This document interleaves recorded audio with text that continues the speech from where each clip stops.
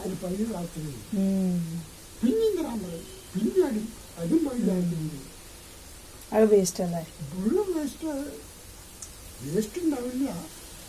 ചില നല്ല ആൾക്കാരുണ്ട്, അവര് പെണ്ണുങ്ങള് അവരുണ്ടെങ്കിൽ ഇങ്ങനെ വീടിനൊക്കെ അവരൊക്കെ ഇവിടെ ഇപ്പോഴത്തെ ഇട്ടിട്ട് ഒന്നും ചെയ്യില്ല. അതവിടെ കിടക്കും.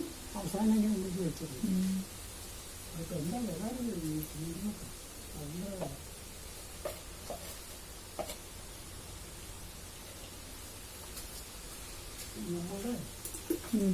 നമ്മളുടെ വീടുണ്ടാവുമ്പോ അൽമറയിൽ പറഞ്ഞില്ല. പിന്നെ താഴത്തേന് അന്ന് 3 ലക്ഷം റുപ്യരുന്നു. എന്നിട്ട് പോയിട്ട് മോളിലത്തെ ഒരു ഭാഗമാക്കാൻ മാത്രം 5 ലക്ഷം റുപ്യ. പിന്നെ ബാക്കിയുള്ളതൊക്കെ പറയും വേണ്ട. ഇപ്പൊ 1.5 ലക്ഷം റുപ്യ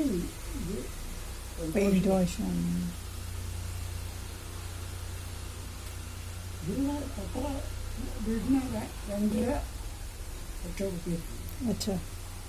എപ്പോഴും മൂക്കൊണ്ട് പറഞ്ഞുകൊണ്ടിരിക്കുന്നു. നമ്മൾ പോയി കഴിഞ്ഞാൽ ഇങ്ങനെ ഉണ്ടെങ്കിൽ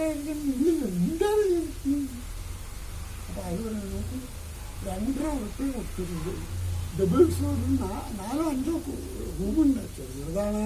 ആകെ 3 സെന്റേ ഉള്ളൂ. നമ്മളുടെ 10.25 സെന്റാണ്. പക്ഷെ മുഴുവല്ല. അത് വെറും 3.5 സെന്റ് ഉള്ളൂ. 2 പേരും കൂടിയാണ്. 7 സെന്റ് മേടിച്ചതാകാം. അപ്പൊ ഇങ്ങനെ പെടും. അത് നോക്കൂ ഇങ്ങനെ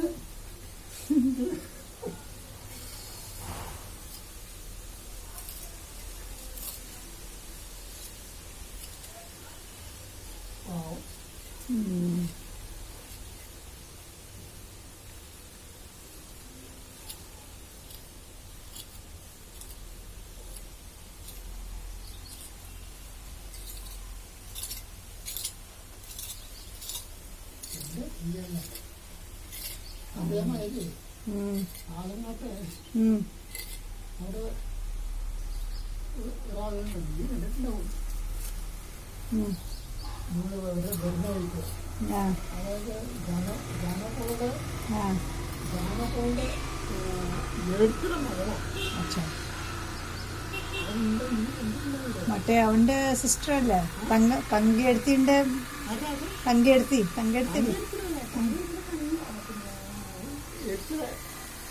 അച്ഛാ.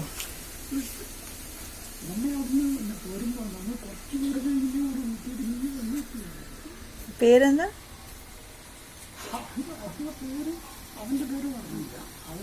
അയാളുടെ ഭർത്താവ് നല്ല പണിക്കാരനാണ്. നല്ലോണം പണിക്കാരനാണ്. ഒരുപാട് പൈസ സമ്പാദിച്ചൊക്കെ സമ്പാദിച്ചു. ഇപ്പൊ വെറുതെ കിടക്കുന്നു. Bedridden. ഒന്നിനുമില്ല. എന്നാലോ പോകുന്നില്ല. That's the worst.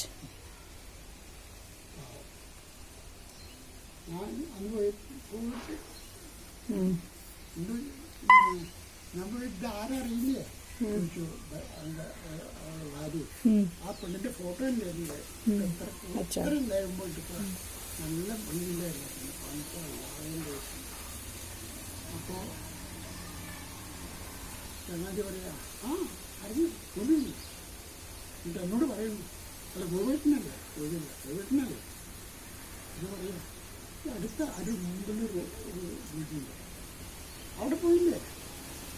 അവിടുത്തെ ആനയെ കണ്ടില്ലേ? ഗോവേട്ടൻ നല്ലതാ. അപ്പൊ എനിക്കറിയുന്നത് ഇതെന്താ സംഗതി എന്നുള്ളത്.